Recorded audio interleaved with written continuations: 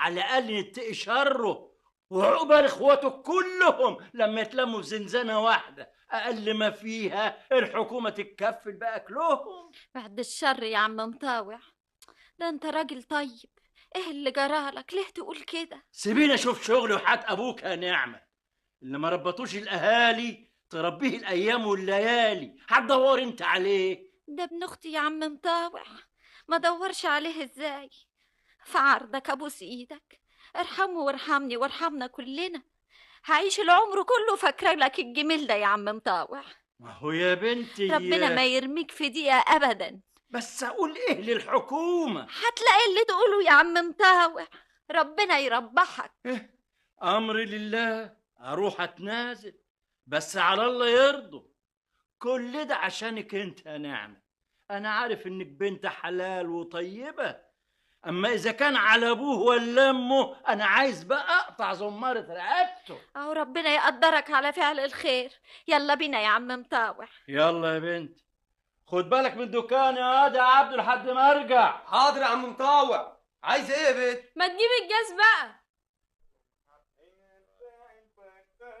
على فين يا عم مطاوع؟ مشوار صغير لحد المركز وجاي يا معلم بطاوي. يلزم اي خدمة؟ تعيش يا معلم، مخلينك للعوزة. تشكر. الله يا متولي، نعم يا معلمي. مين البت اللي ماشية مع بطاوي دي؟ دي البت اللي اسمها نعمة. نعمت دي ايه؟ اخت مرات عبد المجيد افندي المحوالجي. هي دي البت اللي بيقولوا عليها. بنت يتيمة الابوين قاعدة معاهم من زمان قوي، انما بيقولوا لك تتحط على الجرح يبرى اخر امورية. لو حلوة. بتقول ايه يا معلم؟ ها؟ بقول لك وما جوزتش لحد دلوقتي ليه؟ ما هي كويسة. البيوت اسرار يا معلم، يمكن ما جالهاش عدلها ولا يمكن قرايبها مش قادرين يشوروها، اصلهم ما معاهمش اللضي. طب قوم انت قوم شوف شغلك. يلا لم الصبيان واحقن الفراخ المية التمام، فاهم؟ ايه؟ اعلفهم العلفة اللي هي. انا عايز الفرخة تبقى فرخة ونص. يلا يا واد، يلا قوم شوف شغلك. احنا داخلين على نص النهار اهو. حاضر يا معلم. فرخة حلوة وأميرة ومن كسرة ويتيمة، فيش أحسن من كده في الدنيا. خش خش يا خليل. تعيش يا نعمة. يا واد قول يا خالتي. انت جيت؟ ايوه يابا جيت. سبتوني مرمي في الحجز، لولا خالتي كنت رحت في ابو تلات تعريفه. وانا هعمل لك ايه يا فالح؟ كنت قلت لك اسرق، مش امك هي اللي ايه مالها امو؟ قول لي عملوا فيك ايه يا خليل؟ كان هيبهدلوني خالص يا اما، لولا خالتي الله يسترها معاها. يلا يا نعمة، روحي حضري للعيال الفرشة خليهم يتخمدوا. وانت انا يعني ايه؟ بتتسحب ورايح فين؟ يعني هكون رايح فين؟ هغور من وشك. المهم اغور من وشك، ان شاء الله اروح في داهيه. من غير مقاطعة. بعد الشر يا اسكتي، ده هينقطني. هيخش علينا وش الفجر برضه ونسحبه من على الباب مرمي طغينة.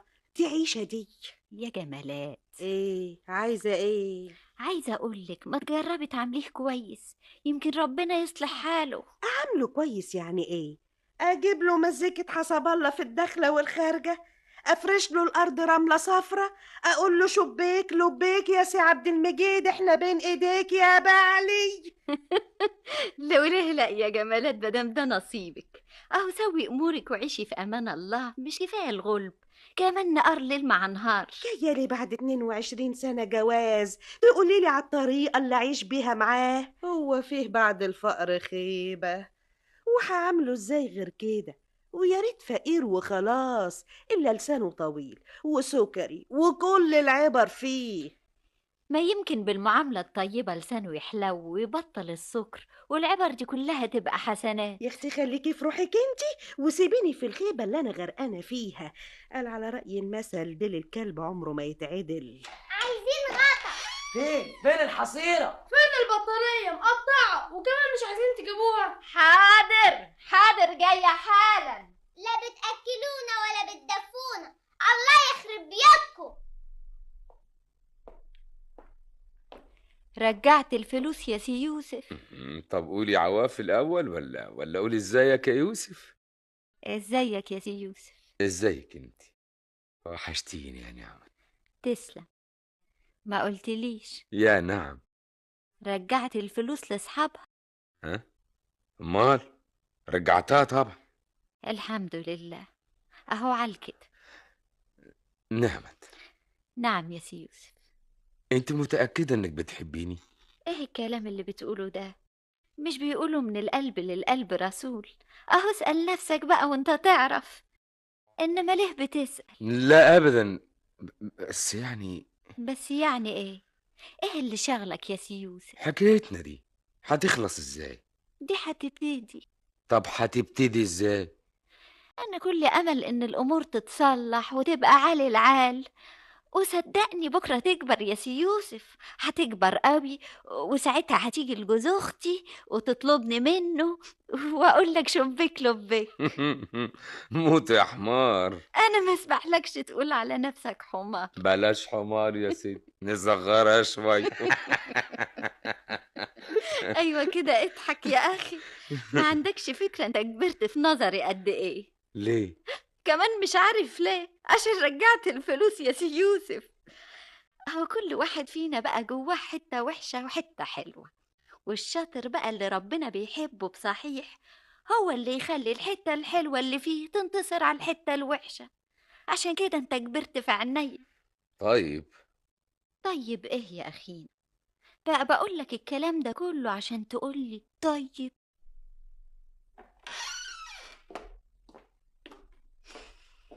اهدى كله. مش معقول الريحة الحلوة دي. املي مناخيرك وشمي واتبسطي. اهدى كمان بتضحكي. اختي جمالات بتضحك. ده انا موعاش على الحكاية دي. ايه اللي حصل في الدنيا؟ اقعدي وتربعي وتفرجي. اهدى. 3 فراخ في الحلة؟